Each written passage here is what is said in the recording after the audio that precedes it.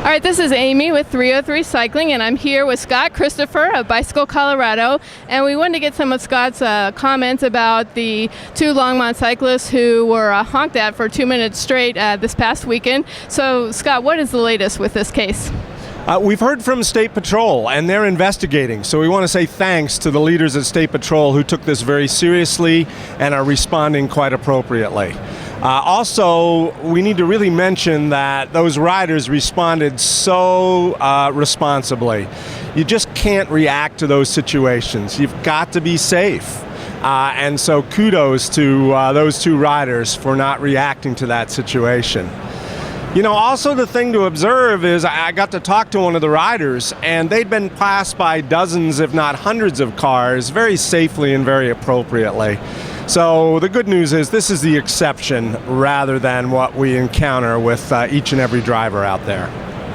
And what advice would you give to our readers if they have any kind of experience like this out on the road? What is the best thing to do?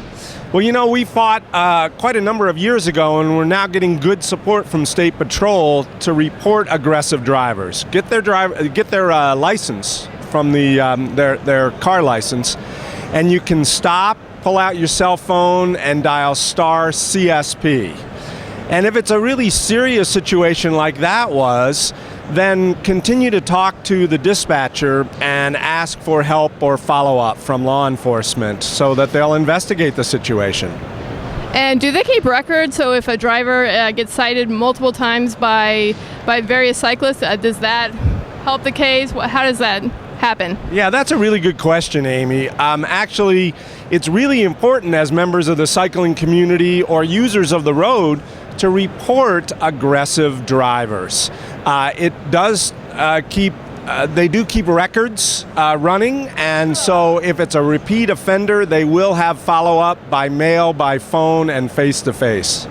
And do you have to have video proof like these cyclists did, or can you just report the incident? And do you recommend that all cyclists ride with some type of video device? Yeah, we're really seeing that as a trend with more and more cyclists. The challenge for law enforcement, whether you agree with it or not, is they need to collect both sides of the story. And if it's just your word, it becomes a he said, she said. And so that video evidence becomes very powerful, and so far we're seeing good reception from law enforcement, so we're very appreciative of that. And what do you think it is about this specific incident that just made it explode? I think yesterday it had over 10,000 views on YouTube. What do you think is causing this? Wow, well, so we're not in Colorado right now, so we're trying to handle this all remotely here. I had no idea it had that many hits. You know, I think it just resonates with a lot of people. They want to see our public roads usable by everyone, whether they choose their car or their bicycle. And they don't want to be harassed. They want to be able to safely get to where they're going. And so I think it just resonates with people that they really empathize with those riders and they're concerned for themselves to not have to encounter that kind of driver. All right, thank you so much, Scott, for your thoughts on this situation. Yeah, thanks, Amy. All right. Thanks, Chris.